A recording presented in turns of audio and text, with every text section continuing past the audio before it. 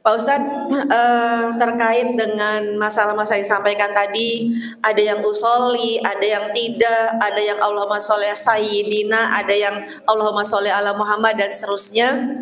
Pak Ustadz, boleh saya bertanya dua hal? Boleh. Kalau bisa saya jawab, kalau nggak bisa PR. Pasti bisa Pak Ustadz. Pertanyaan saya ini udah saya siapkan dari kemarin Pak Ustadz. Oh iya, silakan. Baik, yang pertama, saya ini bukan lagi bertanya-tanya dalam hati. Untuk sholat masbuk kan perintahnya gini ya, ikutilah apa yang dilakukan imam. Nah, jika misalkan imamnya udah tahiyat akhir, apakah gerakan kita tahiyat akhir? Saya langsung aja ke pertanyaan. Di rumah, kadang-kadang saya itu sholat berjemaah di rumah, kalau sempat gitu kan. Nah, yang ingin saya tanyakan begini Pak Ustadz, Allah itu kan punya sifat yang baik-baik ya Pak Ustadz. Asmaul Husna itu ya, Maha Pengasih, Maha Penyayang gitu kan. Nah, ketika kita sebagai seorang muslim berdoa. Terima kasih Pak Ustadz atas pencerahan dan ilmu yang diberikan. Tapi di sini saya mau sedikit bertanya. Yang pertama, saya pernah dengar gitu Tat, salah satu hal yang membatalkan wudhu adalah tidur. Ya, tidur. Dan beberapa kali ketika Jumatan saya tertidur Tat. Apakah wudhu saya batal dan sholat saya tidak sah atau bagaimana Tat? Baik, kepada Bapak Haji Pak Ustadz Haji Fahrul Roji Sidik, waktu dan tempat kami persilahkan. Assalamualaikum warahmatullahi wabarakatuh. Bismillah, alhamdulillah, wassalatu wassalamu ala rasulillah Sayyidina Muhammad bin Abdillah, la hawla wa la quwwata illa billah, amma ba'd. Rabbisyhrah li sadri wa yassir li amri wa hlul 'uqdatam min lisani yafqahu qawli. Yang sama-sama kita hormati, yang terhormat Ibu Hajah Iso Sukaisah MPD selaku Kepala SMA Negeri 67 Jakarta, Bapak Wakil, Bapak Ibu Guru dan Tendik SMA Negeri 67. Sore hari ini kita merasa dimanja oleh Allah Subhanahu wa taala. Alhamdulillah badannya sehat, rezekinya melimpah, snacknya banyak. Alhamdulillah, itu bertanda berkah. Amin ya rabbal alamin. Salawat dan salam semoga Allah aturkan kepada junjungan kita Nabi besar Muhammad sallallahu alaihi wasallam, para keluarga, para sahabat, para dzurriyyah dan para pengamal sunnahnya hingga kita semua. Amin ya rabbal alamin. Selanjutnya langsung saja ke materi. Bahwa materi pada sore hari ini saya lebih menekankan kepada materi sholat saja. Adapun pengembangannya nanti silahkan melalui diskusi, bertanya yang ada kaitannya dengan sholat maupun yang tidak ada kaitannya dengan sholat, dipersilahkan untuk menghidupkan suasana atau diskusi ngaji kita pada sore hari ini. Bapak Ibu jamaah sekalian rahimakumullah, sholat itu adalah af'alun wa aqwalun mahsusatun muftatahatun bitakbir wa muhtatamatun bitaslim. Itu sesuai dengan teori fikih, yakni satu perbuatan khusus, ucapan dan gerakan khusus yang diawali dengan takbiratul ihram dan diakhiri dengan salam. Dan semua kita pasti sudah maklum.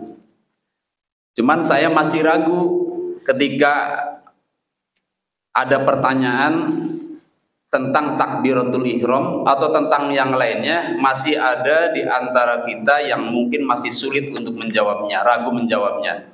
Misalnya, takbiratul ihram itu apa? Takbiratul ihram itu apa? Siapa yang mau jawab? Ya, masih ragu jawab kan?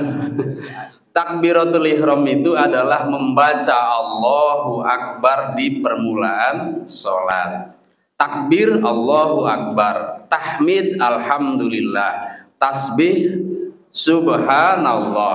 Tahlil la ilaha illallah. Jadi kalau takbir pasti definisinya adalah membaca kalimat Allahu Akbar. Kemudian kenapa disebut ihram? Kenapa disebut ihram? Ihram sendiri punya definisi adalah mengharamkan sesuatu yang tadinya halal. Tuh, bingung kan? Coba diulang. Ihram itu adalah maknanya mengharamkan sesuatu yang tadinya halal. Contoh, makan yang seperti ini halal apa haram? Halal. Minum, colek-colekan halal, bisik-bisikan halal. Begitu takbir jadi haram. Gitu maksudnya. Maka disebut takbir haram. Atau kalimat lainnya disebut takbiratul ihram. Jadi begitu definisinya. Sama ihram dalam haji juga sama. Berminyak wangi tadinya halal, menggunting rambut tadinya halal, mencabut rumput halal, bersetubuh suami istri halal. Begitu ihram, begitu niat nawaitul hajja wa ahramtu biha, jadi haram. Begitu. Jadi haram semua. Nah, makanya disebutnya apa tadi? Ihram.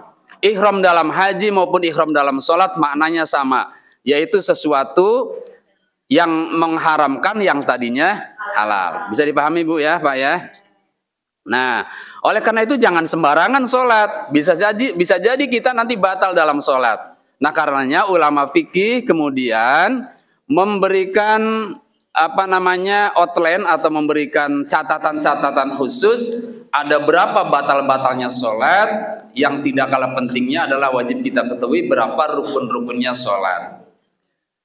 Lalu apa itu salam? Tadi adalah definisi sholat, sesuatu perbuatan dan ucapan yang diawali dengan takbiratul ihram dan diakhiri dengan salam. Salam itu adalah definisinya mengucapkan assalamu alaikum warahmatullah tanpa wabarakatuh. Assalamualaikum warahmatullah. Assalamualaikum warahmatullah. Hanya wajibnya dalam sholat 1 kali. Wajibnya dalam sholat berapa kali? 1 kali. Yang kedua kalinya hukumnya sunnah. Dan nengoknya juga sunnah. Yang wajib hanya membaca. Jadi kalau begitu ketika kita assalamualaikum tidak nengok, sah sholatnya. Assalamualaikum warahmatullah. Assalamualaikum warahmatullah. Dikira lehernya sakit. Ternyata lagi nguji jamaahnya. Ini ada yang protes tidak. Tapi saya pernah begini Bu. Habis sholat maghrib taklim. Materinya waktu itu sujud tilawah. Saya jelaskan sujud tilawah itu bagaimana, kasusnya nanti apabila bagaimana, caranya bagaimana. Paham semua? Paham. Begitu datang sholat isya, sengaja saya sholatnya pakai ayat tasbih. Maaf, ayat sajdah. Membaca ayat sajdah. Begitu selesai membaca surat yang mengandung ayat sajdah, langsung sujud. Begitu sujud di belakang, subhanallah katanya. Dikirain saya lupa. Padahal sengaja. Kita mari amalkan apa yang telah kita ketahui. Karena kata Nabi, man amila bima alima warasahullah bima lam ya'lam. Siapa yang mengamalkan yang dia ketahui, Allah akan berikan ilmu yang baru kepadanya. Kan kita mau seperti itu. Ya, Bapak Ibu jamaah sekalian rahimakumullah. Lalu apa saja yang wajib kita kerjakan dalam sholat dan apa saja larangannya? Saya singkat saja. Kalau dibaca seluruhnya dengan hadis-hadisnya agak panjang. Yang dikerjakan dalam sholat yang wajib ada 3 secara garis besar. Yang pertama adalah urusan hati, yang kedua berurusan dengan lisan, yang ketiganya berurusan dengan gerakan. Ketiga-tiganya mengandung peraturan, apakah ada yang membatalkan dan juga apakah ada yang mengharuskan atau mensyaratkan. Iya, ketiganya ada peraturan, ada syarat dan ketentuan berlaku. Hati itu berlaku untuk niat dan khusyuk. Hati ini kita gunakan untuk niat dan khusyuk. Niat itu apa? Niat itu adalah, kata Syekh Nawawi Al-Bantani dalam kitab Safinatun Najah, qasdu syai'in mu'taronan bi fi'lihi. yaitu menyengaja sesuatu sambil mengerjakan sesuatu. Itu namanya niat. Qasdu syai'in muqtaronan bi fi'lihi, menyengaja melakukan sesuatu sambil melakukan sesuatu. Kalau belum melakukan sesuatu namanya azam, bukan niat. Pak Ano misalnya mau sholat berjamaah ke masjid, dari sana dari sekolah udah sengaja berangkat, ya, mana Pak Ano sholat berjamaah. Itu dalam istilah fikih belum disebut niat. Jadi ketika datang ke masjid lalu Allahu Akbar saja, maka menurut teori fikih itu belum niat. Walaupun kita memandangnya itu sebuah niat, itu namanya azam. Ya, niatnya ya di sini ketika takbir Allah. Nah, saat itulah kita dimulai mengucapkan niat dalam hati. Bagaimana niatnya? Minimal adalah usolli fardhu zuhri. Usolli fardhu zuhri, usolli fardhul maghribi, usolli fardhul isya'i dan seterusnya. Segitu minimalnya. Kalau diterjemahkan boleh enggak? Boleh. Boleh saja. Diterjemahkan dalam bahasa Inggris, misalnya ibu lagi gemar bahasa Inggris, dalam hati niatnya usolli fardhu zuhri, terjemahannya apa, Bu? Bahasa Inggrisnya?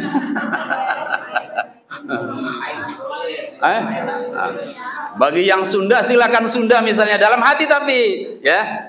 Tapi kalau hobinya pakai bahasa Arab karena kita dari kecil dididik bahasa Arab, ya usolli begitu ya. Tapi itu sekali lagi adanya di dalam hati. Diucapkan dengan mulut hukumnya tergantung. Bisa sunnah, bisa makruh, bisa mubah, ada yang bid'ah. Makanya jangan heran kalau ada sebagian kita ada yang mengatakan kalau baca usolli hukumnya bid'ah, karena tidak ditemukan hadisnya, tidak ditemukan dalilnya Rasulullah membaca usolli sebelum sholat. Memang tidak ada. Tapi perbuatan itu atau ucapan itu dilakukan sebelum sholat dan itu tidak ada larangannya. Jadi jangan sekedar kita tahu tidak ada dalilnya, tapi harusnya cari juga dalil larangannya ada tidak. Kalau tidak ada larangannya berarti boleh saja sepanjang tidak ada ya nas atau dalilnya yang melarang tentang itu. Nah begitu. Jadi niat itu adanya di dalam hati. Maka sangat tidak pantas kalau kita berdebat tentang usolli. Yang NU-nya kekeh. Apa kekeh itu? Nggak mau dikritik. Yo, saya dari gurunya usolli. Ya jangan begitu mentang-mentang NU begitu. Yang Muhammadiyahnya juga jangan larang-larang karena tidak ada larangannya. Nah, itu hal-hal seperti itu, kebijaksanaan seperti ini biasanya diperoleh dari hasil taklim atau diskusi. Ya. Jadi niat hati urusannya dengan niat dan khusyuk. Apa khusyuk itu? Para pakar berpendapat berbeda-beda. Sayyidina Ali mengatakan khusyuk itu tidak bergerak anggota tubuhnya dan tidak menoleh kepala serta matanya. Jadi gimana jadinya? Jenggreng aja gitu ya, diem aja tuh khusyuk. Padahal itu belum khusyuk, Pak, Bu. Itu baru tandanya khusyuk. Tapi mazhab Imam Hanafi tidak perlu, nggak apa-apa. Yang penting khusyuk itu hatinya, gerakan nggak peduli. Sehingga kalau mau gerak-gerak juga nggak apa-apa kata beliau. Sehingga jangan heran kalau ada orang sholat mazhab Hanafi ya terutama itu kadang lagi sholat ya, mazhab Maliki juga nyisirin jenggot misalnya begini lagi sholat nih, atau benerin baju atau apalagi ngambil Al-Quran. Nah itu nggak apa-apa karena menurut mereka khusyuk itu bukan itu ya. Beda pandangan boleh nggak Bapak Ibu? Boleh nggak beda pandangan? Boleh. Ya, kalau kita harus sama pandangannya, nantinya kaku beragama itu. Dan itu bisa menimbulkan saling benci di antara kita. Maka hargai pendapat orang lain. Saya, Bapak Ibu, termasuk bermadhab suka maulid. Tapi saya paham, orang yang tidak suka maulid saya paham. Sehingga saya tidak benci pada mereka. Apa dalilnya mereka tidak mengadakan maulid? Karena tidak ditemukan dalilnya. Rasulullah tidak pernah mengadakan maulid, kata mereka. Lalu apa tujuannya? Tujuannya adalah untuk memurnikan akidah. Bagus nggak tujuannya? Bagus, hargai pendapat itu.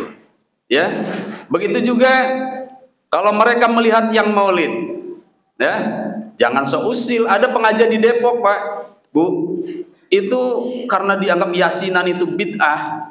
Itu setiap ada ibu-ibu mau yasinan dimatiin lampunya. Terakhir apa? Terakhir dicopot itu ya yang di apa? MCB-nya dicopot. Akhirnya terjadilah apa gejolak di masjid itu. Karena ini kekeh tuh bahwa yasinan bid'ah, tidak pernah diajarkan oleh Nabi. Menurut Bapak Ibu yasinan bid'ah enggak? Terserah gitu ya, kalau saya terserah. Yasinan itu bahasa Indonesia bukan bahasa Arab. Bahasa Arabnya yasin, karena kegiatan namanya yasinan. Bahasa Arabnya rajab, di Indonesia kan jadi rajaban. Bahasa Arabnya tahlil, jadi tahlilan. Tinggal tambahin an saja. Satu perbuatan yang menggambarkan itu kegiatan yang rutin. Baik. Jadi khusyuk dan niat ada di dalam hati. Kalau begitu kita ambil kesimpulan biar mengena, biar langsung ke titik permasalahannya. Khusyuk itu adalah konsentrasi dan rasa takut serta roja yang ada di dalam hati. Bisa dipahami Bapak Ibu ya? Khusyuk itu adalah konsentrasi disertai rasa roja dan khauf atau rasa takut dan berharap pada Allah Subhanahu wa taala. Jadi kalau konsentrasi saja belum disebut khusyuk. Itu namanya apa? Ya konsentrasi. Konsentrasi bagian dari khusyuk, tapi khusyuk bukan konsentrasi. Makanya saya heran Bapak Ibu, ada pelatihan sholat khusyuk. Ada nggak? Ada. Ya boleh-boleh saja, baik-baik saja kalau dalam pembelajaran. Mungkin yang dimaksud adalah tahapannya dari konsentrasi. Ya bisa boleh. Tapi sesungguhnya khusyuk itu Allah menjelaskan, kata Allah, wa innaha lakabiratun illa 'alal khashi'in. Salat itu berat kecuali bagi orang-orang yang khusyuk. Siapa orang khusyuk itu? Dilanjutkan oleh ayat berikutnya, alladzina yadhunnuna annahum mulaqu rabbihim wa annahum ilaihi raji'un. Yaitu orang-orang yang meyakini bahwa dirinya nanti akan bertemu dengan Tuhannya. Keyakinan itu tidak di dalam sholat saja, tapi keyakinan terus berlanjut sampai di luar sholat, bahwa dirinya akan bertemu dengan Allah. Sehingga semakna dengan ittaqullah wala tamutunna illa wa antum muslimun. Bertakwalah kepada Allah dan jangan sekali-kali mati kecuali kamu dalam keadaan Islam. Artinya apa?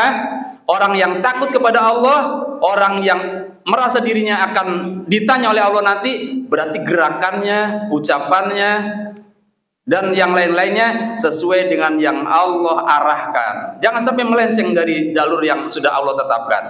Karena kalau sudah keluar dari jalur Allah yang sudah Allah tetapkan, maka itu tandanya orang tersebut tidak takut berhadapan dengan Allah Subhanahu wa taala. Kalau begitu dia tidak khusyuk. Ya, khusyuk itu sehingga aplikasinya bekasnya, asarnya ada di luar sholat, bukan saat sholat. Orang yang takut korupsi, orang yang takut mendolimi, orang yang takut berkata kotor, insya Allah sholatnya khusyuk. Sholatnya khusyuk, tandanya itu. Karena tiap hari dia merasa diawasi oleh Allah Subhanahu wa taala. Hanya saja latihannya lewat dzikir, lewat sholat, lewat tilawah dan lain-lain. Tapi sesungguhnya khusyuk tercipta di setiap keadaan. Jadi yang pertama, apa yang harus kita lakukan saat sholat adalah wajib menghidupkan hati kita. Ya, ini saya juga masih belajar Bapak Ibu ya, masih belajar. Cuman saya memahami, hanya ingin berbagi. Mudah-mudahan ya kita diberikan kemampuan oleh Allah Subhanahu Wa Taala untuk lebih khusyuk lagi ketika sholat. Nah, yang kedua adalah yang berurusan dengan lisan atau bacaan. Bacaan yang wajib nih saya hitung nih, Bapak Ibu nanti boleh beri masukan, menyanggah atau yang lain. Yang wajib kita baca saat sholat, 1. Takbiratul ihram. Yang kedua, baca Al-Fatihah. Yang ketiga, baca tahiyat. Baca tahiyat. Yang keempat, baca sholawat dalam tahiyat. Yang kelima, membaca salam. Hanya 5 bacaan sholat yang wajib. Yo, ada yang protes? Jadi bacaan sholat yang wajib ada berapa? 5. 1, takbir, takbiratul ihram. Berarti selain takbiratul ihram yang nggak wajib. Selain takbiratul ihram ada berapa? 1. Yang lainnya namanya takbir intiqal. Dari berdiri ke ruku Allahu Akbar, nanti dari berdiri ke sujud Allahu Akbar, itu namanya takbir intiqal, tidak wajib. Hukumnya hanya Makanya saya menjelaskan yang wajib dulu, nanti yang lainnya kita lihat posisinya sunnah. Sunnahnya sunnah apa, nanti bisa apa namanya berakibat terhadap sujud sahwi atau tidak saat ditinggalkan. Ya, jadi 1 yang wajib kita ucapkan atau kita baca adalah takbiratul ihram. Yang kedua adalah baca Al-Fatihah. Al-Fatihah wajib. Kata Nabi, "Malam yaqra bi Fatihatil kitab, la sholata liman lam yaqra bi Fatihatil kitab." Tidak sah salat seseorang bila tidak membaca Al-Fatihah. Baik imam maupun makmum maupun munfarid. Oh, saya makmum Pak, saya ketinggalan nggak sempat baca Fatihah. Bagi yang ketinggalan dan tidak sempat baca Fatihah, kata Nabi, imam yang menanggung. Wal imamu dominun, kata beliau, imam yang menanggung. Jadi tidak wajib kalau begitu bagi makmum yang tidak sempat baca Al-Fatihah. Tapi bagi makmum yang berkesempatan baca Al-Fatihah, wajib bagi mereka membaca Al-Fatihah. Tentu setelah Fatihahnya imam selesai baca Fatihah, baru kita yang sebagai makmum baca Fatihah. Karena kalau kita sama-sama baca Fatihah nanti berbenturan dengan firman Allah, "Idza quri'al Qur'an fastami'u lah." Apabila dibacakan Al-Qur'an maka dengarkan. Selanjutnya, setelah Al-Fatihah, bacaan yang wajib dibaca adalah membaca tahiyat. Bunyi tahiyat, at-tahiyatu lillah. Ada yang cukup seperti itu saja. Ada at-tahiyatul mubarakatus sholawatut thayyibatu lillah. Assalamu alayka ayyuhan nabiyyu wa rahmatullahi wa barakatuh. Assalamu alayna wa ala ibadillahis sholihin. Asyhadu an la ilaha illallah wa asyhadu anna Muhammadar Rasulullah. Tuh sampai situ tahiyat tuh. Makanya suka disebut tasyahud. Kenapa disebut tasyahud? Karena mengandung bacaan syahadat yang berbunyi asyhadu alla ilaha illallah wa asyhadu anna Muhammadar Rasulullah. Disebutnya tasyahud. Lalu setelah tahiyat selesai baca sholawat. Kata Nabi, baca sholawat, kata sahabat, baca sholawatnya seperti apa ya Rasulullah? Nabi menjawab, sholawatnya adalah Allahumma sholli ala Muhammad, tanpa sayyidina. Allahumma sholli ala Muhammad wa ala ali Muhammad. Selesai sampai situ. Baik tahiyat awal maupun tahiyat akhir. Ya, baik tahiyat awal maupun tahiyat akhir sama. Sampai Allahumma sholli ala Muhammad wa ala ali Muhammad. Adapun yang mau menambah pakai sayyidina, itu ada dalilnya tersendiri. Ada yang membolehkan, ada yang melarang, ada yang mensunnahkan. Tergantung Bapak Ibu seleranya di mana. Saya akan menjelaskan di sini, waktunya kayaknya kurang cukup, agak panjang masalahnya ya, masalah ini, masalah yang rumit dari dulu. Tapi bagi orang yang sudah tahu jawabannya santai saja. Kadang sekali-kali Allahumma sholli ala Muhammad, sekali-kali Allahumma sholli ala Sayyidina Muhammad, nggak jadi masalah. Tapi ada ini sholawat yang agak panjang, yaitu sholawat Ibrahimiyah, dan Nabi membacanya juga, yang kemudian dilanjutkan dengan kama shollaita ala Ibrahim wa ala ali Ibrahim wa barik ala Muhammad wa ala ali Muhammad kama barakta ala Ibrahim wa ala ali Ibrahim fil alamin innaka Hamidum Majid. Seakan-akan tahiyat itu sampai situ, padahal tahiyat itu sama dengan tasyahud sampai kalimat wa asyhadu anna Muhammadar Rasulullah. Sampai situ tahiyat itu. Makanya kata ulama fikih, setelah baca tahiyat wajib baca sholawat, karena tahiyat dan sholawat berbeda. Setelah itu salam. Ya. Rukun berikutnya, bacaan yang berikutnya yang wajib adalah salam. Assalamualaikum warahmatullah. Baik salam sholat fardu maupun sholat mayit sama. Assalamualaikum warahmatullah, sampai situ. Dikit lagi. Rukun berikutnya yang berkaitan dengan perbuatan sekarang. Perbuatan tadi hati, yang kedua adalah lisan, yang ketiganya adalah gerakan atau perbuatan. Yang pertama, berdiri bagi yang mampu. Berdiri bagi yang mampu. Kalau tidak mampu, duduk. Tapi ini khusus untuk berdiri. Saya beri pemahaman sekali lagi. Ini khusus bagi yang urusannya dengan berdiri. Kalau tidak mampu berdiri, duduk. Sehingga kemudian menimbulkan pertanyaan begini, bagaimana Pak kalau sholat duduknya di kursi? Dan sekarang ini memang jarang sih yang menyampaikan fikih, sehingga jamaah juga pada banyak yang nggak tahu tentang fikih. Yang disampaikan oleh Ustadz tuh kalau ngaji tuh banyak kan Riyadus Sholihin, apalagi itu Duratun Nasihin, Quran, hadis, sehingga ya bisa dimaklum banyak yang tidak tahu tentang hukum-hukum sholat ya. Duduk di kursi itu boleh bagi yang tidak mampu berdiri, tapi saat dia mampu sujud maka sujudnya wajib. Begitu jadinya. Mampu tidak sujudnya. Kalau nggak mampu ya duduk di kursi terus nggak apa-apa. Cuma kalau sujudnya mampu maka wajib sujud. Makanya Nabi tidak pernah mencontohkan sholat duduk di atas kursi. Yang dicontohkan Nabi itu duduknya begini. Tuh. Ini sholatnya, duduknya tuh begini.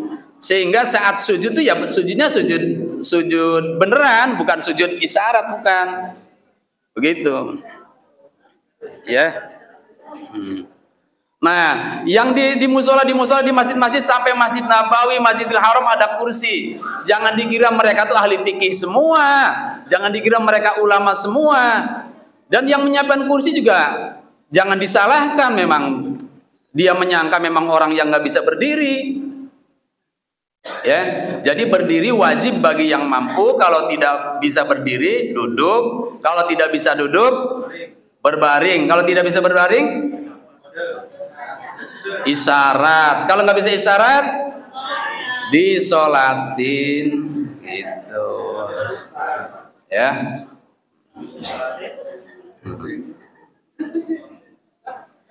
Bapak Ibu jamaah sekalian rahimakumullah, jadi itu berdiri bagi yang mampu. Setelah berdiri, ruku. Ruku itu adalah membungkukkan punggung, membungkukkan badan, di mana kepala sejajar dengan punggung. Itu namanya ruku.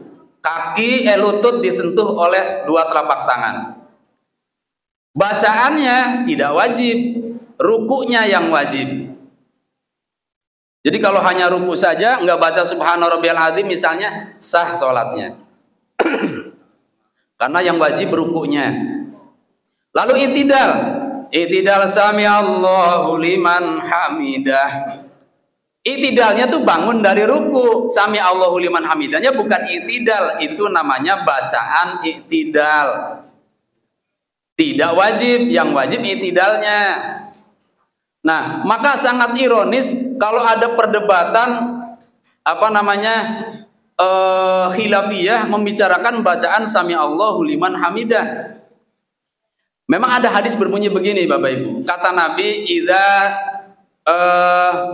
qala al-imam sami Allahu liman hamidah faqulu rabbana walakal hamd. Ketika imam mengucapkan sami Allahu liman hamidah, maka ucapkan olehmu rabbana walakal hamd. Di hadis lain, Rabbana lakal hamdu mil'us samawati wa mil'ul ardi wa mil'u ma syi'ta min syai'im ba'd.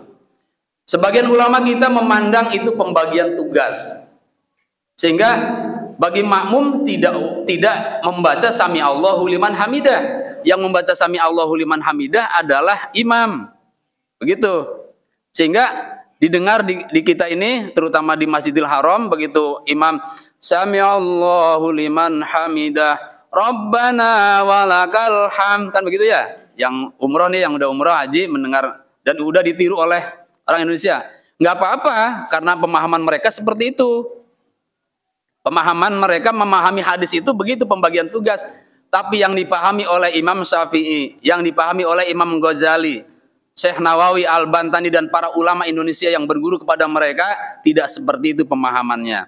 Pemahaman yang dipahami oleh para ulama kita di Jawa terutama, itu bukan pembagian tugas, tapi itu sama-sama dibaca.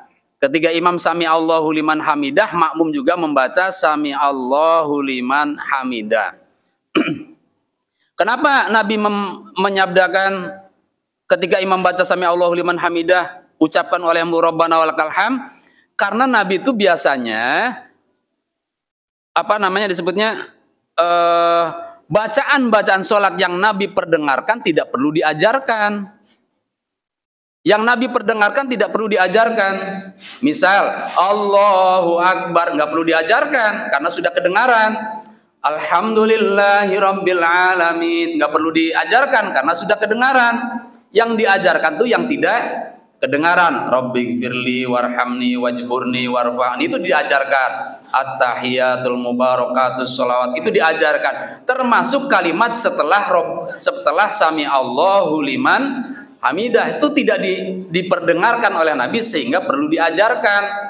Jadi sehingga kesimpulannya menurut pandangan ulama tadi, itu bukan pembagian tugas, tapi Nabi sedang mengajarkan yang tidak diperdengarkan. Gitu. Terserah selera Bapak Ibu mau yang mana. Mau yang Rabbana walakal hamd langsung, mau yang baca Sami Allahu liman hamidahnya juga. Yang penting kita paham ada dalilnya, ada dasarnya, ya. Lanjut dikit lagi. Setelah i'tidal lalu sujud.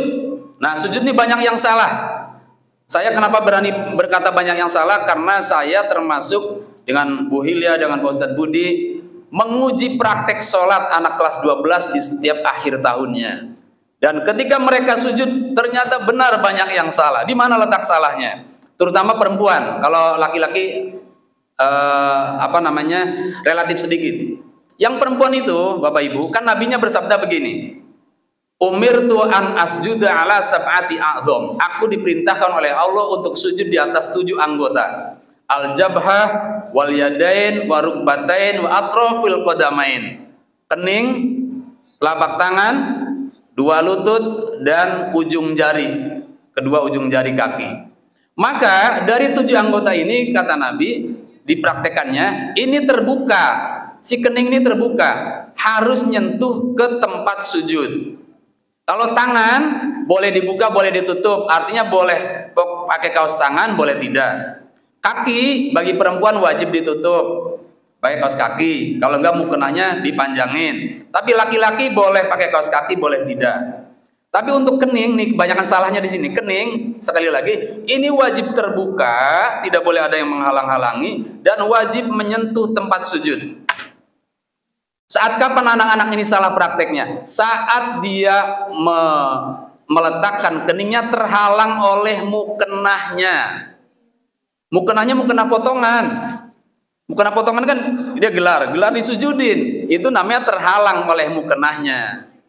Ya. Kalau mau disujudin mukenah boleh, lepas mukenahnya taruh di situ disujudin. Sehingga mukenahnya perlu bawa 2, yang satu dipakai, yang satu ditaruh. Begitu juga sorban yang suka dipakai oleh laki-laki, sorban sini nih. Bila mereka sujud kemudian terhalang keningnya oleh sorbannya, maka sujudnya tidak sah, termasuk peci. Maka saya sering kalau jadi imam lihat ke belakang, wah ada bapak-bapak pakai peci begini nih. Saya nenggurnya enggak, nah begitu tuh. Iya. Nah, saya negurnya bukan bapak-bapaknya, takut tersungging. Masa itu Pak Ano peci yang benar tuh nggak sah? Nggak begitu Pak. Jadi yang saya katakan, anak-anak ya sholat yang benar, pecinya yang benar, biar nanti sujudnya sah. Nah gitu. Jadi bapak-bapaknya teringatkan jadinya. Tujuannya ke bapak-bapak tapi ngomongnya ke anak-anak. Jadi peci, sorban, apalagi mukena yang dapat menghalangi sampainya kening ke tempat sujud, itu menyebabkan sujudnya tidak sah. Begitu ya. Nah itu begitu, itu sujud. Lalu bangun dari sujud, itu juga wajib. Baca Rabbighfirlinya tidak wajib, sunnah. Sujud lagi yang kedua, hukumnya wajib lagi. Jangan sekali sujudnya. Ada anak-anak Yang nggak bangun-bangun itu sujudnya. Kok nggak bangun, ntar juga sujud lagi katanya gitu. Iya, sekaligus sujudnya. Iya, beneran itu Pak, ada anak-anak begitu. Ntar juga sujud lagi. Jadi itu namanya sujud sekali. Sujud itu wajibnya 2 kali diselingi atau ditengahi oleh duduk di antara 2 sujud. Udah selesai. Itu singkatnya. Silakan apabila mau diskusi. Ya silakan Ibu. Mic-nya. Ya, Baik, Ibu dulu. Bapak Ibu, kita memasuki sesi tanya jawab. Ibu, Bu Iso. Bu Iso dulu. Bentar Bu ya.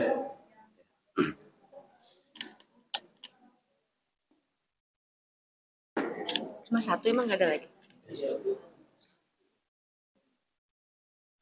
Baik, terima kasih jazakumullah khairan katsir Pak Ustadz atas pencerahannya yang sangat Masya Allah luar biasa, mengingatkan kita semua terkait dengan sholat dan hal-hal yang mungkin ya dianggap sepele ya Pak Ustadz ya, padahal ternyata bisa mempengaruhi sholat kita apakah diterima atau tidak oleh Allah Subhanahu Wa Taala.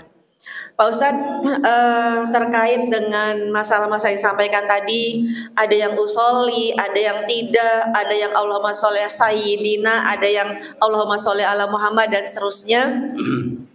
Saya sangat sependapat. Artinya itu masalah khilafiyah yang tidak perlu dipertentangkan. Ada yang kunut, ada yang tidak, itu juga masalah khilafiyah. Tidak perlu dipertentangkan. Yang salah itu bukan yang kunut, bukan yang tidak kunut, tapi yang tidak sholat subuh, itu yang salah ya, seperti itu. Jadi saya sangat sependapat. Terima kasih sudah mengingatkan kami semua untuk masalah-masalah khilafiyah tidak perlu dipertentangkan. Dan kecuali kalau masalah itu berkaitan dengan akidah kita perlu dibahas ya lebih dalam. Yaitu jadi perbedaan terkait dengan akidah perlu kita bahas lebih dalam, pemahamannya maksudnya ya. Kemudian Pak Ustadz, saya juga lebih setuju kalau di dalam mempelajari agama Islam itu yang pertama itu akarnya dulu, yaitu akidah ya Pak Ustadz ya. Iya, betul. Jadi salimul akidah dulu yang harus dipahami, harus dipelajari, baru kemudian ke hal-hal yang lainnya. Sehingga dengan demikian masalah-masalah khilafiyah yang akan menyebabkan perpecahan itu tidak menjadi masalah yang justru menjadi pemecah belah di antara kita semua. Kemudian selain itu juga yang tidak kalah pentingnya adalah masalah akhlak Pak Ustadz. Apalagi kita sebagai seorang guru. Dalam bahasa Jawa, bahasa Sunda, guru itu orang yang digugu dan ditiru. Maka akhlak itu sangat penting untuk menjadi fokus perhatian kita semua. Tadi pagi saya kebetulan sambil nonton TV mendengar berita yang sangat memilukan ya, yang disorot juga pesantren gitu, dan lokasinya dekat dengan rumah ibu ya, di Pondok Kelapa.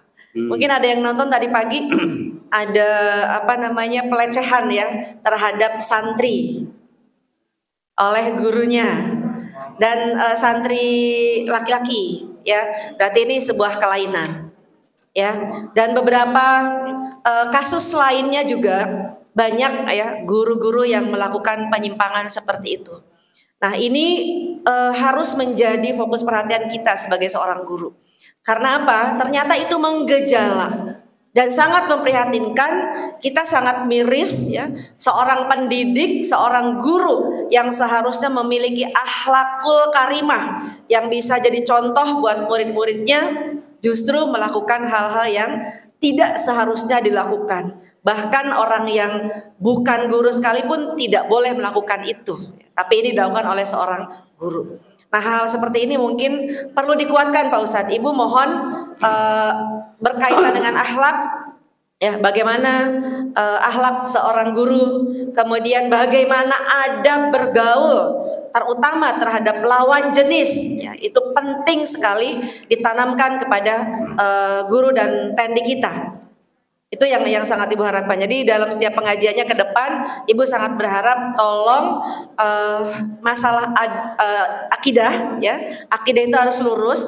Jangan sampai masih percaya dengan dukun, masih percaya dengan jimat-jimat dan lain sebagainya, masih percaya dengan mungkin ada bacaan-bacaan surat yang Al-Quran dimasukkan ke dalam dimasukkan ke dalam kain terus dijadikan jimat. Nah, itu juga hal-hal seperti itu yang harus dikikis ya di dalam pikiran kita yang utama. Kemudian tadi masalah akhlak ya, karena kita seorang guru penting sekali buat kita untuk mengedepankan akhlak, karena kita akan jadi teladan buat anak-anak didik kita. Itu saja Pak Ustadz, terima kasih. Assalamualaikum warahmatullahi wabarakatuh. Baik, terima kasih, itu masukan ya. Mungkin materinya yang dimaksud Ibu adalah materi akidah dan akhlak ya. Insya Allah next di pertemuan yang akan datang. Baik. Ya itu usulannya. Sama menanggapi tadi yang masalah khilafah, memang betul sekali ya. Jadi bukan yang benar itu bukan yang kunut, yang benar itu bukan yang tidak kunut, tapi yang tidak benar itu yang tidak sholat. Iya, baik. Jadi yang kunut boleh, tidak kunut boleh, tapi tetap sholat subuh. Baik. Terima kasih. Silakan Bu Cici. Pak Reza, itu mic-nya.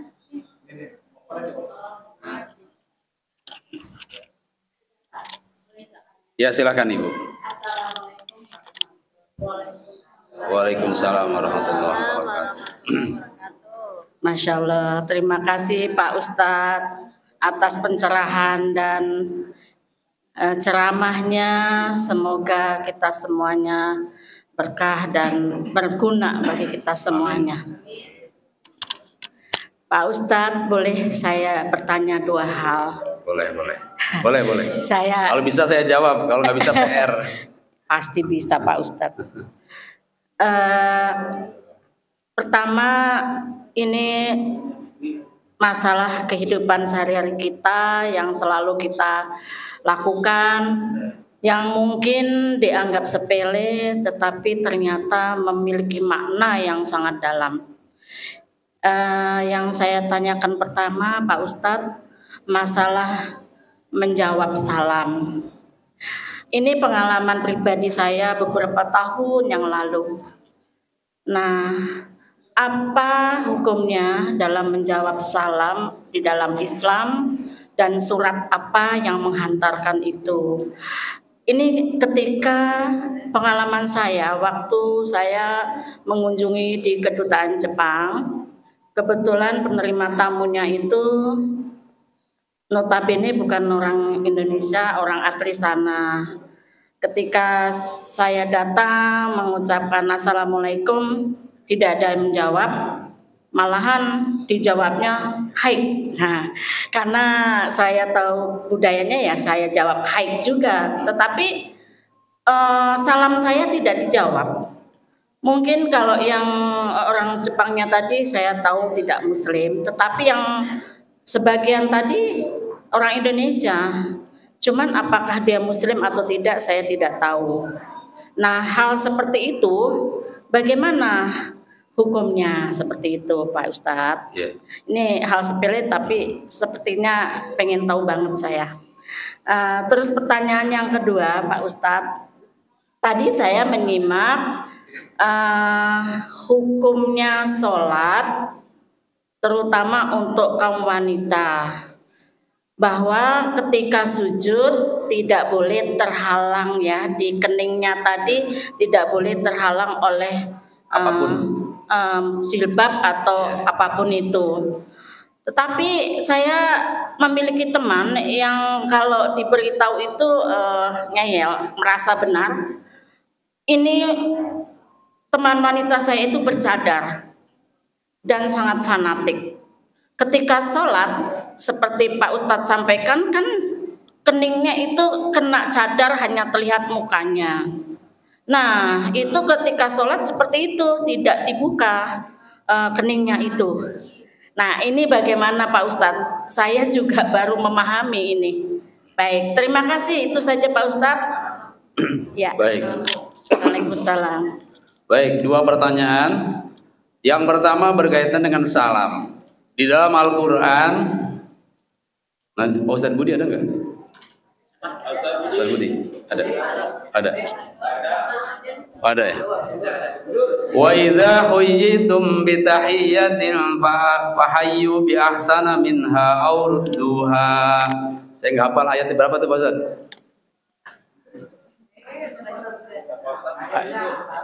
At-Talaq. Surat At-Talaq ya? Al-An'am. Ya, insyaallah. Barakallah. Iya. Di sudut kanan atas apa kiri? Paling bawah. Wa idza huyyitum bi tahiyyatin fahayyu bi ahsana minha aw rudduha. Saya kadang hafal ayatnya tapi enggak tahu posisi dan nama suratnya. Itu ayat yang menjelaskan tentang salam, Bu ya. Kata Allah gini, berikan salam dan jawablah salam. Berikan salam berarti kita disunahkan menyampaikan salam. Lalu menjawab salam bahkan hukumnya wajib. Menjawab salam itu hukumnya wajib. Jadi apabila kita assalamualaikum, menjawabnya adalah yang salamnya sunnah, menjawabnya wajib. Ya, tapi wajibnya menjawab salam itu bila yang salam tidak didahului oleh sesuatu. Kalau ada pantun dulu nggak wajib jawab. Nah ini nih yang menjadi budaya yang tidak tahu hukumnya. Biasanya gimana pantunnya Bu Janin yang bisa nih. Ya yang tahu pantun saya nggak hafal. Jadi pantun dulu baru assalamualaikum warahmatullahi. Itu salam seperti itu tidak wajib dijawab. Ya. Bahkan yang bismillah dulu juga ulama memperdebatkan. Banyak ulama yang tidak mensunahkan baca bismillah terlebih dahulu kalau mau salam. Langsung saja assalamualaikum warahmatullahi wabarakatuh. Tidak bismillahirrahmanirrahim, assalamualaikum, tidak seperti itu. Hanya mereka baca bismillahnya tidak kedengeran. Misalnya mau naik panggung atau mau salam tapi bismillahirrahmanirrahim. Assalamualaikum warahmatullahi wabarakatuh. Itu umumnya begitu. Tapi berhubung pakai pengeras suara, terus kemudian sudah dipakai oleh orang sana sini, kelihatannya itu menjadi sebuah syariat, sebuah kebiasaan. Padahal dari dulu ulama-ulama Jawa kita, terutama ulama-ulama pesantren, tidak mengawali salam itu dengan bismillah. Ya. Tapi kalau bismillah nggak sampai dosa, nggak sampai haram, nggak. Orang itu perbuatan baik, hanya saja tidak disunahkan gitu saja. Tidak disunahkan artinya tidak menjadi syariat. Dan apabila kita menyampaikan salam kepada sekelompok orang yang itu tidak ada Islam di dalamnya, maka hukumnya haram. Apabila ada Islam walaupun satu, maka tidak mengapa kita salam niatnya kepada orang Islam. Gitu ya. Ada orang Islamnya nih, assalamualaikum. Ya kita pun nggak apa-apa. Tapi kalau nggak ada Islamnya, itu tidak benar kita menyampaikan salam kepada orang non Islam, karena salam itu adalah berkaitan dengan doa dunia dan akhirat. Begitu. Lalu yang kedua, bagaimana cara menasihati orang yang tadi sujudnya pakai cadar? Yang wajib menempel itu kening, kalau hidung nggak wajib. Jadi pakai masker sah sujudnya, pakai cadar sah. Kan cadar itu tidak sampai ke sini, paling sini doang, ya kan? Yang saya tahu cadar itu sampai sini aja, sampai mata pun kebuka kan ya, mata kebuka. Jadi keningnya sampai sini, matanya nggak kelihatan, tapi keningnya kebuka. Keningnya tertutup juga. Kalau keningnya tertutup, menurut pandangan saya dan mazhab Syafi'i tidak sah sujudnya. Kalau keningnya tertutup. Adapun mereka punya dasar sendiri, wallahu alam saya belum tahu dasarnya atau itunya. Mudah-mudahan ada dasarnya sehingga mereka punya pertanggungjawaban. Ya. Jadi begitu. Jadi usahakan keningnya terbuka walaupun pakai cadar, walaupun pakai masker. Gitu. Ada lagi? Ya, silakan Bu Yana.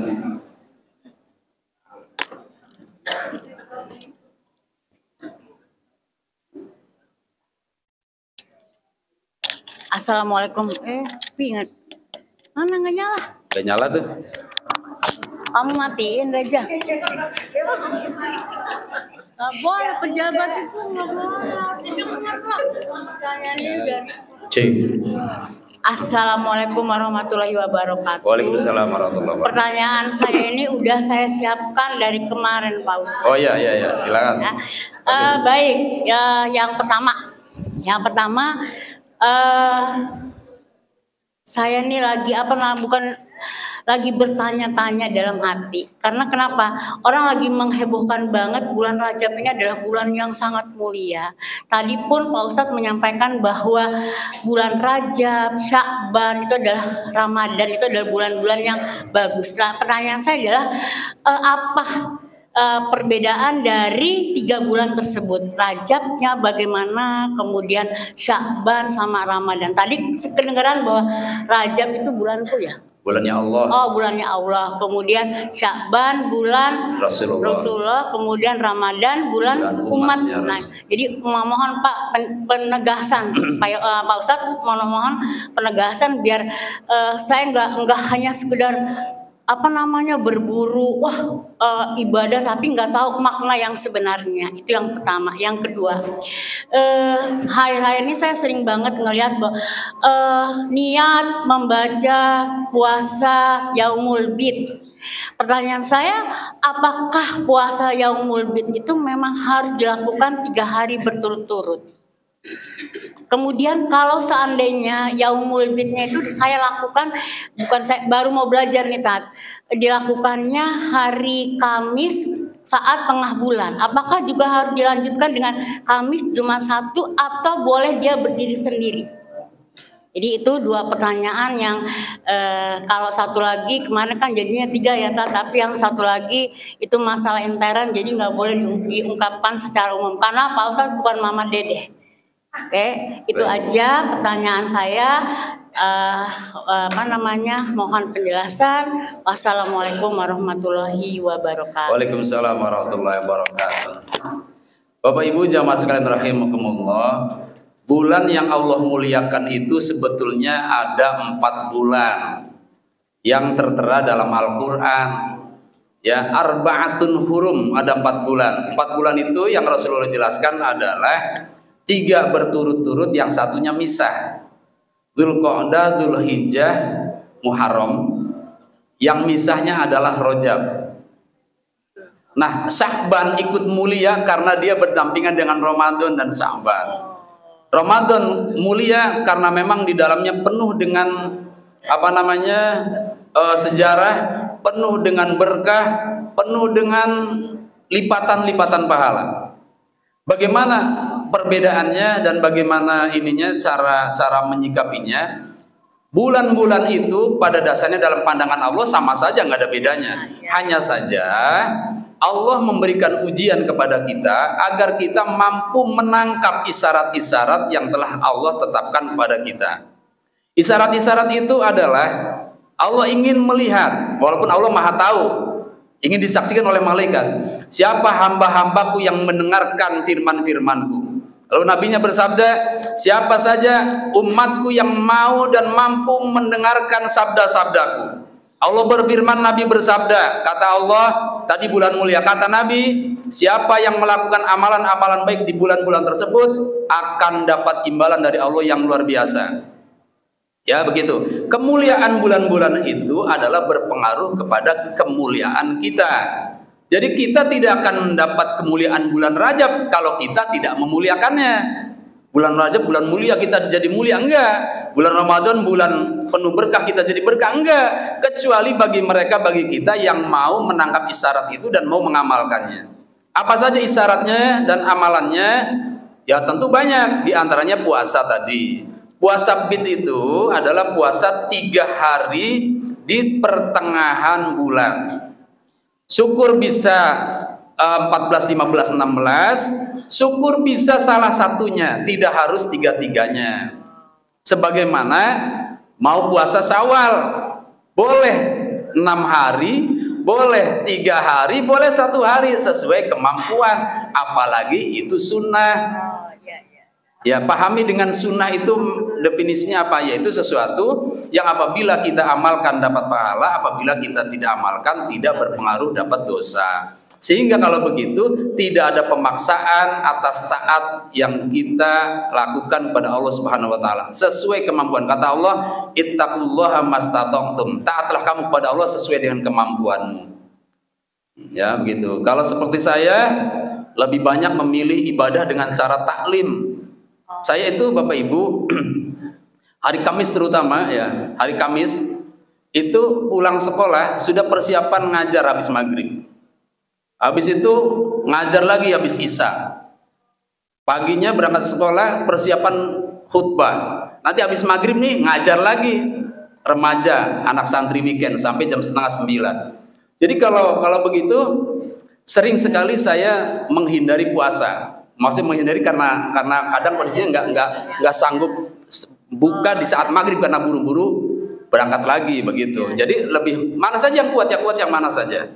Ya, jadi lakukan yang kita kuat. Mau perbanyak puasa silakan, mau zikir silakan, mau itikaf silakan, mau tilawah silakan. Yang penting kita mari itikat baik, muliakan bulan yang telah Allah muliakan, insya Allah dapat kemuliaan. Demikian. Baik. Ada lagi? Silakan, Bu Lisa.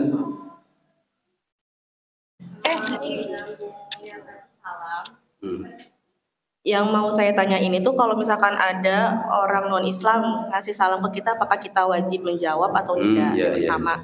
Yang kedua, untuk sholat masbuk kan perintahnya gini ya, ikutilah apa yang dilakukan imam. Nah jika misalkan imamnya udah tahiyat akhir, apakah gerakan kita tahiyat akhir atau gerakan kita tahiyat awal duduknya? Oh iya. Pertanyaan selanjutnya, boleh nggak kalau kita atau agama lain datang ke tempat ibadah agama yang berbeda, tapi hanya datang entah bukan untuk ibadah, ya misalkan kita ada mungkin menghadiri pernikahan atau terkadang anak-anak suka disasar gitu, apakah itu sebenarnya boleh atau tidak?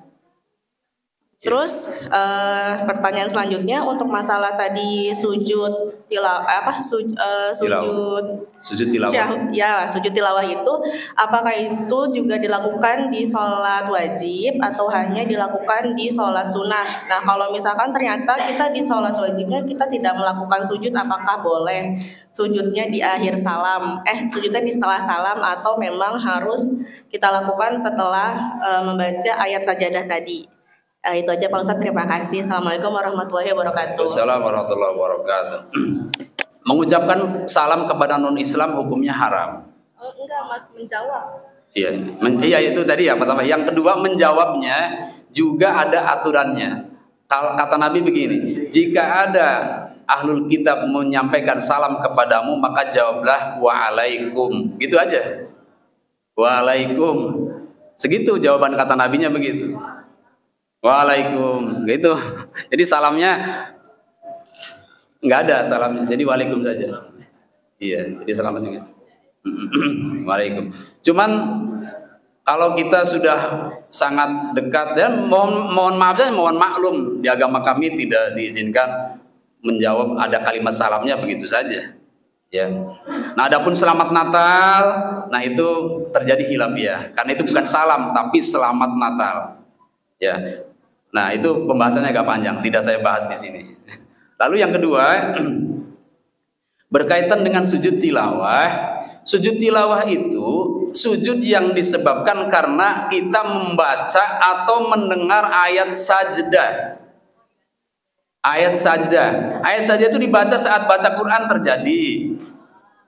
Berarti kalau begitu sedang tadarus nih di lapangan misalnya, tiba-tiba wasjud waqtarib, itu namanya ayat sajdah. Kita disunahkan sujud tilawah. Sajada wajhiya lilladzi khalaqahu wa saqqa sam'ahu wa basarahu bihaulihi wa quwwatihi fatabarakallahu ahsanul khaliqin. Salam. Gitu ya. Ada salamnya, tidak sekedar sujud, ada takbirnya. Begitu juga sujud syukur. Sujud syukur itu ada takbirnya, ada bacaan sujudnya, ada salamnya. Kita sering melihat ya, menjadi tontonan pemain sepak bola gol sujud apa tuh? Menurut pandangan fikih itu bukan sujud syukur.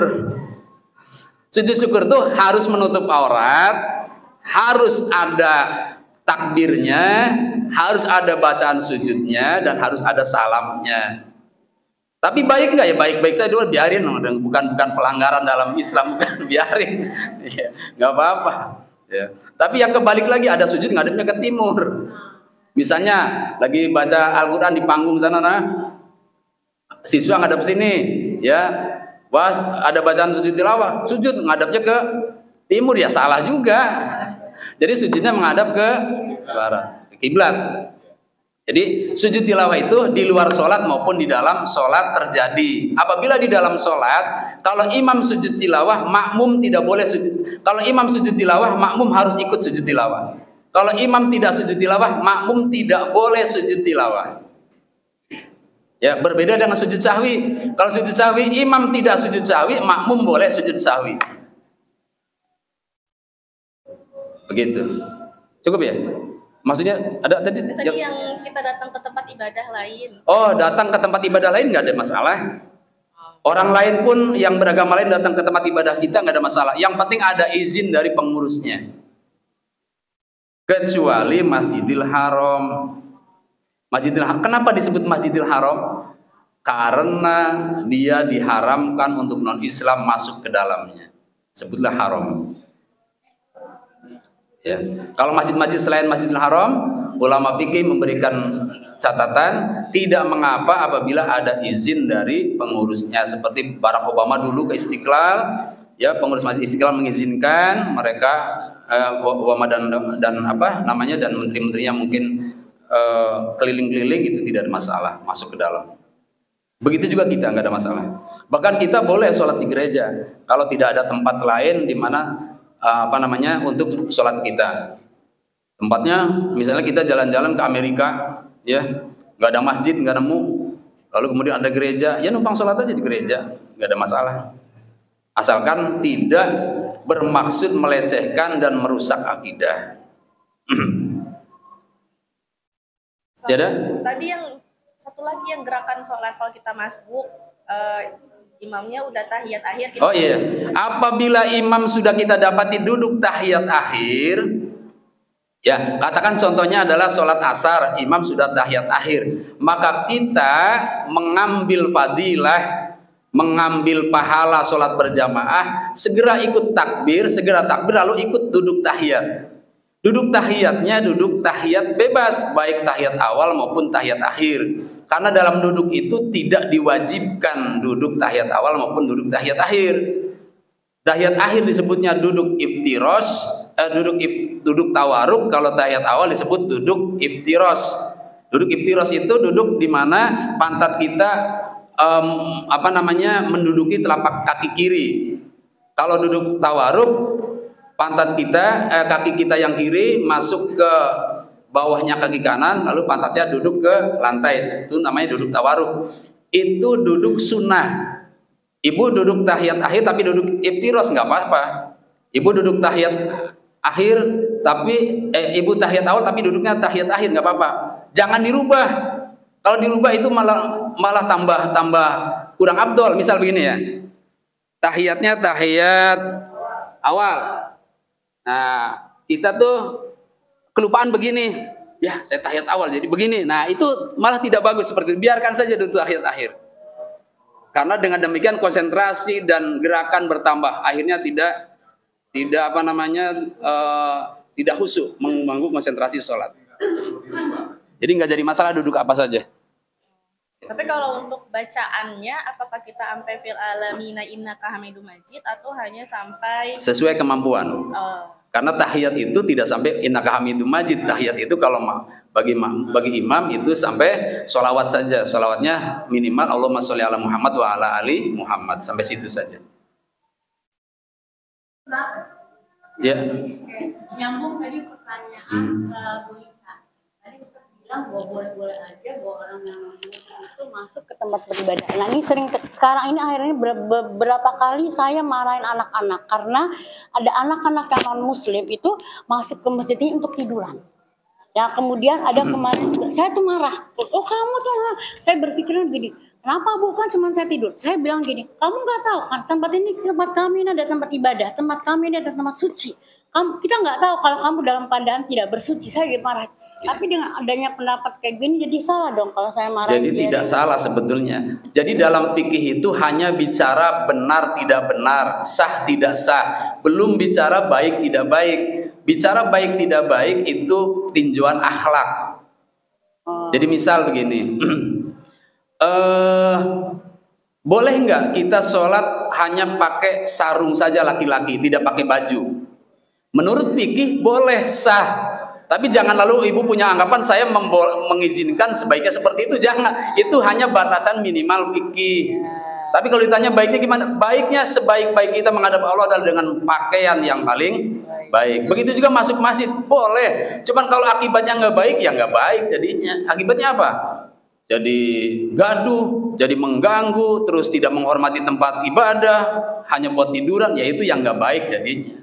Lakukan atau halau perbuatan yang membuat tidak baik, baik itu dari intern kita maupun di luar intern kita yang non Islam. Pak Dian ada? Silakan.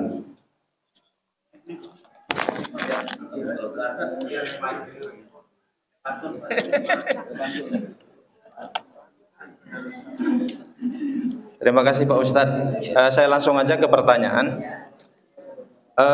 Di rumah, kadang-kadang saya itu sholat berjemaah di rumah, kalau sempat gitu kan.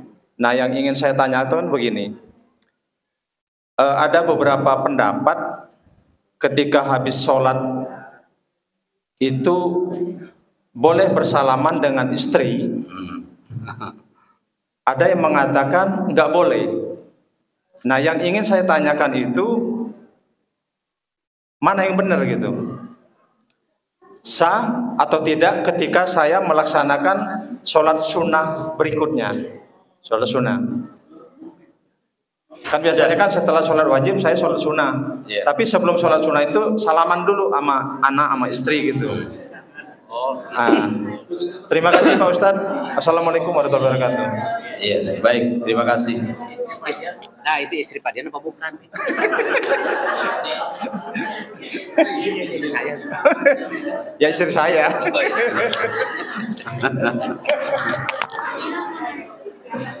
Bu Dina mau nanya lagi? Mau nanya?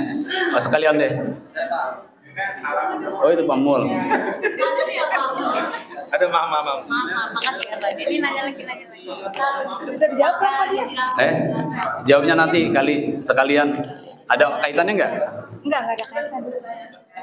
Jawab dulu deh, jawab dulu ya, takut lupa. Bapak Ibu, ini permasalahan yang ini sangat pelik dan panjang. Saya akan tuliskan di sini, tapi agak panjang, mau nggak jawabannya? Karena itu tidak bisa dijawab dengan boleh tidak boleh. Bagaimana kita cara memandang satu kalimat bermakna dua? Itu masalahnya. Sama dengan begini, tulisannya mudah. Tulisannya ini begini nih Bu. Contoh lain selain itu, ada tulisan begini. Coba dibaca. Ini haroka. Haroka itu maknanya menggerakkan. Haroka maknanya menggerakkan. Tapi kalau udah ada tasdidnya, maknanya menggerak-gerakan. Itu. Ya, beda kan? Sementara yang diterima oleh orang lain tidak ada harokatnya, sehingga ini boleh dibaca haroka, boleh dibaca haroka. Maka jangan heran kalau ada yang begini-begini, ada hanya begini. Hanya dari sini permasalahannya. Begitu juga ada kalimat begini, la yamassuhu, ya, la yamassuhu illa mutahharun. Tidak boleh menyentuh Al-Quran kecuali orang-orang yang disucikan. Nah, itu juga akan berimplikasi ke makna ganda. Termasuk yang tadi ditanyakan Pak Dian adalah menyentuh istri itu hukumnya apa? Batal wudunya apa tidak? Istri itu siapa?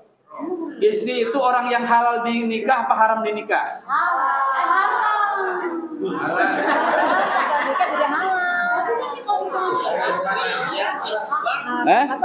Istri itu orang yang haram dinikah apa halal dinikah? Karena rumusnya begini, yang haram dinikah tidak batal kalau bersentuhan, yang halal dinikah batal bila bersentuhan. Yang haram dinikah tidak batal bersentuhan wudunya. Yang haram dinikah tuh adik, kakak, tuh, ibu, mertua, nenek itu haram dinikah, maka tidak batal. Tapi yang halal dinikah batal wudunya bila bersentuhan. Istri itu halal dinikah apa haram dinikah?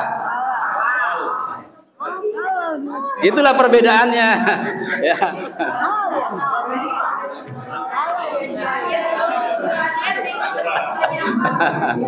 Iya, menurut madhab Syafi'i bersentuhan dengan istri hukumnya batal wudunya. Walaupun menurut madhab lain ada yang mengatakan tidak batal. Kenapa tidak batal? Karena yang dimaksud menyentuh di sana maknanya adalah bersetubuh. Gitu. Karena ada dalam Al-Quran ayat yang bunyinya ya la yamassuhu, seperti dalam surat Maryam. Siti Maryam kok hamil padahal tidak ada seorang laki-laki pun yang menyentuh. Kalimatnya pakai yamas, lamisa. Ya. Nah, apakah setiap wanita kalau disentuh laki-laki hamil? Ada nggak di sini wanita yang disentuh laki-laki hamil? Nggak ada. Berarti makna disentuh di sana diapain? Digauli. Berarti maksud ayat itu bersentuhan dengan istri maksudnya digauli. Makanya kalau sekedar bersentuhan tidak batal. Itu namanya sudut pandang. Jadi wajar-wajar saja ada sudut pandang yang berbeda. Saya yakin Bapak Ibu di sini punya pandangan sudut yang berbeda. Saya tanya sekarang, Bapak Ibu, telinga itu bagian dari kepala apa wajah? Beda kan? Beda pendapat kan? Padahal kepala sekolahnya sama.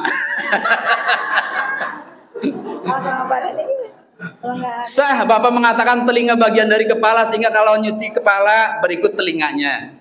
Sah Bapak berpendapat telinga itu bagian dari muka sehingga kalau nyuci muka berikut telinganya. Begitu. Sah juga Bapak mengatakan telinga bagian sendiri bukan dari kepala, bukan dari muka sehingga kalau mencuci telinga bagian tersendiri tidak ikut muka, tidak ikut. Itu perbedaan pendapat. Maka tergantung Bapak mau ikut pendapat Imam Syafi'i apa imam yang lain. Nah itu saja saya kembalikan. Saya tidak ingin mendoktrin. Wah Bapak harus bermadhab saya, enggak Pak. Saya ingin apa namanya netral saja. Tapi silahkan ikuti pendapat yang menurut Bapak baik. Yang penting istrinya sendiri ya. Bukan istri orang.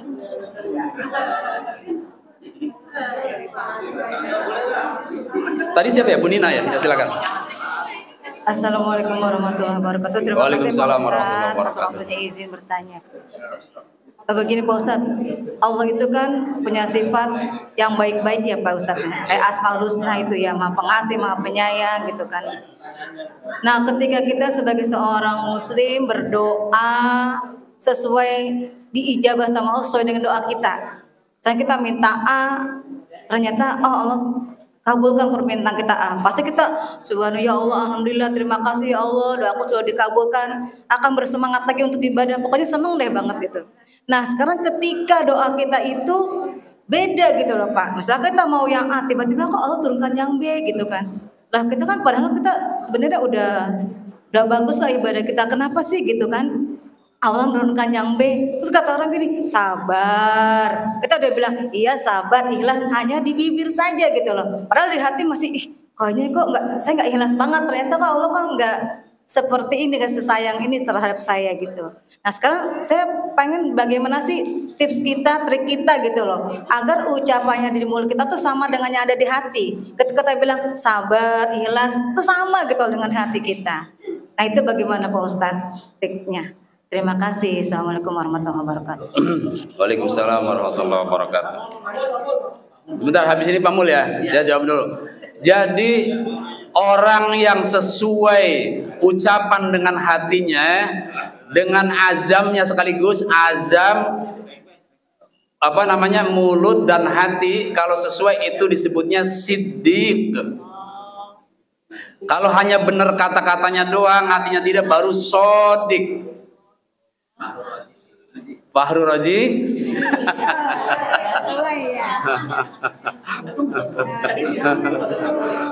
Abu Bakar Siddiq itu sudah dikenal karena beliau sangat sesuai sekali antara perkataan dengan hatinya. Makanya Allah murka kepada orang yang hanya bisa berkata-kata tapi hatinya tidak sesuai dengan kata-katanya. Begitu. Maka kita berusaha bagaimana supaya kata-kata kita sesuai dengan hatinya. Jangan kemudian kita pandai bicara, tidak pandai merasa. Gunakan perasaan. Maka kalau ingin memahami sifat-sifat Allah yang baik-baik itu, maka kita harus pakai perasaan. Nggak bisa tanpa perasaan. Misalnya begini Misalnya kita memahami mana Allah Ar-Rahman. Ar-Rahman itu apa artinya? Pengasih atau penyayang. Rahman dan Rahim itu maknanya sama Bapak Ibu, dari kata rahimah semua. Hanya saja perbedaannya, kalau Rahman itu Allah pengasih penyayangnya di bumi ini untuk semua. Yang Islam, yang non-Islam diberi Rahman Allah semua. Bahkan sampai binatang sekecil pun Allah beri Rahman semua. Ya, sehingga jangan heran kalau ada orang Buddha sakti, ada penyihir sakti. Pertanyaannya, itu diizinkan Allah? Jawabannya iya, itu diizinkan Allah. Semua yang di bumi yang terjadi ini atas izin Allah. Hanya saja perbuatan yang mereka lakukan akan ditanggung oleh mereka sendiri, dipertanggungjawabkan oleh Allah Subhanahu wa taala. Jadi kalau begitu sifat Rahman itu mengena ke siapa saja, kecuali Rahim. Kalau Rahim itu hanya untuk umat Islam di akhirat. Itu hanya untuk Islam di akhirat. Yang lain tidak. Maka yang dapat Rahim Allah hanya kita yang beribadah kepadanya, dan itu hanya di akhirat. Di dunia belum diberikan. Ya, hanya Rahman. Adapun Ghafurur Rahim, Rahimnya itu maksudnya nanti di akhirat. Nah, merasakan kehadiran Allah saat kita memakan rizkinya. Coba lihat. Ini minum. Bapak Ibu pernah menciptakan air ini? Belum kan ya? Belum bisa menciptakan air ini. Ini kalau lagi tidak ada, lagi langka, harganya mahal. Harganya mahal sekali. Sehingga kalau Harun Ar-Rasyid itu ketika ditanya, saudara Tuan katanya, bagaimana keadaanmu jika saat kamu berkelana, bersafar, lalu tiba-tiba kehausan, sampai-sampai akan mati karena kehausan tidak ada air. Lalu ada orang datang membawa satu teguk air, berapa yang akan Anda bayar? Saya berani membayar dengan separuh harta kekayaan saya. Saking mahalnya air. Itu kalau kita bisa merasakan itu, insya Allah Allah hadir. Jadi menghadirkan Allah itu dengan merasakan nikmat yang begitu mahal, yang begitu besar. Bapak Ibu ketika buang air, coba rasakan, itu nikmat dari Allah. Rasanya bagaimana kalau tidak bisa buang air? Luar biasa. Tidak bisa bangun dari duduk saja sudah merasa nikmat itu dikurangi.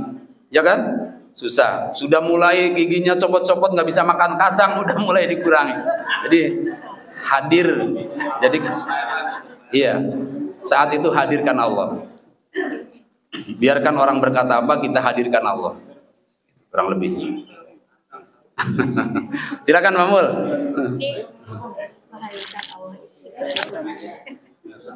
Ini Madia, tolong Madia. Biar yang lain dengar. Biar yang lain dengar. Coba kita lihat. Assalamualaikum warahmatullahi wabarakatuh. Waalaikumsalam warahmatullahi wabarakatuh. Terima kasih Pak Ustadz atas pencerahan dan ilmu yang diberikan. Tapi di sini saya mau sedikit bertanya. Yang pertama, sering saya mengikuti atau saya melaksanakan Jumatan itu khotib yang ceramahnya itu lama, mungkin ada yang lebih dari setengah jam. Sebenarnya yang saya mau tanyakan, pada saat khotib ceramah yang lebih dari setengah jam atau mendekati sekitar setengah jam itu, khusus saya itu udah resah itu. Duduk itu kan udah gak betah lama-lama gitu Pak Ustadz. Jadi kalau khotibnya ceramahnya lama-lama jadi resah kita para jemaah. Saya lihat juga sekitar saya seperti itu. Nah pertanyaannya adalah, berapa lama sih idealnya khotib itu berceramah? yang ideal Pak Ustadz. Jadi jemaah nyaman, khotib juga melaksanakan sesuai dengan syariah. Yang kedua, nah ini ada dua pertanyaan. Yang kedua, pada saat sholat lanjut sholat tadi, kita kan tema hari ini sholatnya khusyuk gitu ya. Kalau khotibnya membaca surat khususnya di rakaat pertama itu kadang panjang sekali. Nah, saking panjangnya itu kadang kita pikirannya udah kemana-mana ini Pak Ustadz. Gimana mau khusyuk kalau Ustadznya panjang cerita, kita sudah mikir, wah kalau saya nih ya kadang-kadang mikir gini Pak Ustadz, saya tadi ngajar apa tuh ya, anak-anak ngerti nggak gitu. Kadang-kadang saya mikir istri saya di rumah itu lagi ngapain gitu Pak. Jadi pada saat sholat itu pikiran saya udah kemana-mana ya, jelas seperti itu. Nah pertanyaan saya, gimana Ustadz yang atau imam yang membacakan suratnya yang panjang itu, apakah sebaiknya tidak yang pendek-pendek aja biar cepat selesai? Ya, terima kasih. Assalamualaikum warahmatullahi wabarakatuh. Ada pengalaman di Batu Ceper, Jakarta pinggir Glodok ya.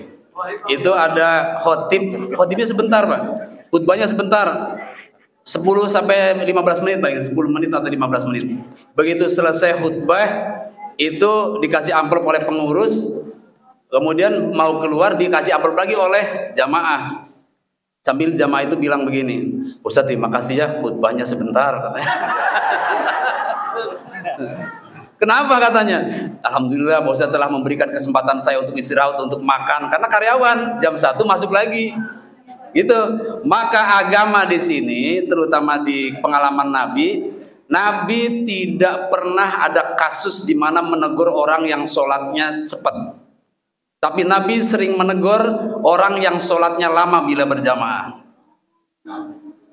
Iya. Artinya di sini kata Nabi, kalau sholat berjamaah perhatikan di belakang tuh ada makmum yang tua, yang lemah, gitu. Maka benar kalau sholat berjamaah bagusnya suratnya yang standar. Kecuali masjid itu sudah dikenal masjid yang bacaannya panjang. Ya salahnya dia kenapa sholatnya ke situ. Sama dengan begitu Pak. Udah tahu masjid ini masjid udah biasa satu rakaat itu misalnya 2 halaman. Udah dikenali masjid ini, nggak salah imamnya kalau begitu. Yang salah makmumnya kenapa ke situ gitu ya. Tapi kalau masjidnya masjid yang untuk musafir, karena makmum selalu bergantian, ada kasus Bu ini, Bu siapa yang dari Depok, Bu Jamilah, Bulis itu berangkat sebelum subuh, sholat subuhnya di masjid terminal. Itu yang dibaca surat Ar-Rahman katanya. Aduh, mau cepetan, sudah terlanjur jadi makmum, jadi ngedumel mulu sepanjang itu tuh, sepanjang sholat dan sampai selesai. Ya, jadi yang terbaik adalah imam yang bisa membaca situasi dan kondisi makmumnya, baik itu khutbah maupun sholat. Kalau sholat sendiri, kata Nabi, liman sa'a, ya patolah, panjangkan. Kalau mau panjangkan, kalau pendek-pendekkan. Termasuk sujud yang panjang itu bila sujud untuk sholat sunnah. Untuk sholat wajib tidak sunnah sujud panjang, karena sujud panjang mengganggu bagi yang tidak terbiasa. Udah biasanya, karena imamnya ganti-ganti lagi, apalagi kalau imamnya ganti-ganti. Kalau imamnya imam rawatib, imam itu terus, dan dia punya kebiasaan sujudnya ada yang panjang, sujud kedua pas sujud terakhir, itu tidak mengapa karena sudah menjadi kebiasaan. Tapi bagi masjid seperti ini yang imamnya gonta-ganti, itu tidak afdol kalau sujudnya sekali-kali dilamakan, karena akan mengganggu kondisi makmum. Makmum sudah bangun, imamnya belum, sujud lagi akhirnya kan, itu terjadinya begitu. Akhirnya seperti itu. Jadi fikih itu kebijaksanaan. Sudah cukup? Satu lagi dan siapa tuh? Oh ada lagi? Ya, berkaitan sama Pak Mul ini tadi memang khutbahnya agak lama.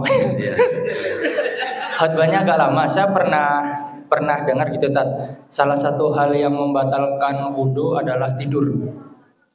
Tidur. Dan beberapa kali ketika Jumatan saya tertidur Tat. Apakah wudhu saya batal dan sholat saya tidak sah atau bagaimana Tat? Baik. Mohon petunjuk. Bapak Ibu, salah satu yang menyebabkan wudhu itu batal adalah tidur. Itu benar. Tapi Nabi kemudian mengecualikan tidur yang tidak membatalkan wudhu, yaitu tidurnya orang yang duduknya menempelkan pantatnya rata dengan tempat duduknya.